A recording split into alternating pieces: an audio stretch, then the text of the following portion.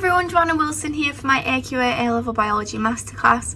Today we're looking at section 4, Genetic Information, Variation and Relationships, and we're going to be focusing in on genetic diversity.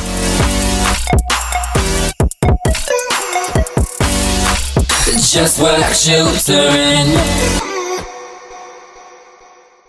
So the outcomes that we're going to understand today are that gene mutations can be spontaneous and increased by mutagenic agents. Degeneracy of the genetic code means that not all mutations lead to changes, and the processes of meiosis and the production of genetic diversity in daughter cells. So something that we've already spoke about in a previous video is these things called alleles, and we know them as different versions of the same gene, and each individual inherits one allele from each parent, and any differences in the base sequences of alleles may result in a different sequence of amino acids being coding for. So what we're thinking about in this video is that the greater the number of alleles that all members of a species possess, the greater the genetic diversity of that species. So the greater the genetic diversity, the more likely it is that a species will be able to adapt to some environmental change, and diversity can be developed during meiosis. And we've spoke about that a little bit, and we'll remind ourselves of that at the end of the video.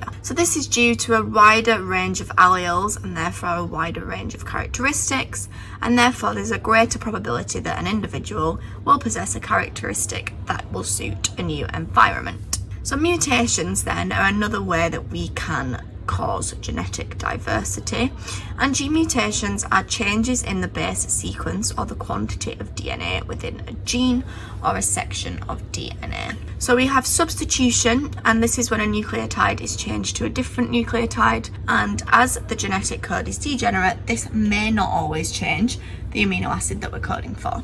We also have insertion or deletion, and this is adding or removing one or more nucleotides into the DNA sequence, and this may result in a frame shift of the DNA, which would result in every other codon after that frame shift being changed. So insertions and deletions are pretty major in terms of mutations. Thanks so much for watching this teaser video for my AQA A-Level Biology Masterclass. The full version is now available to download. Please click the link below and sign up through the sign up form to receive all 70 videos from all 8 sections of the whole A-Level Biology spec. I know this is going to be an awesome tool for you to use for your revision and to keep things ticking over whilst you're at home. Keep smashing it, and remember, anything is possible if you just work. Bye!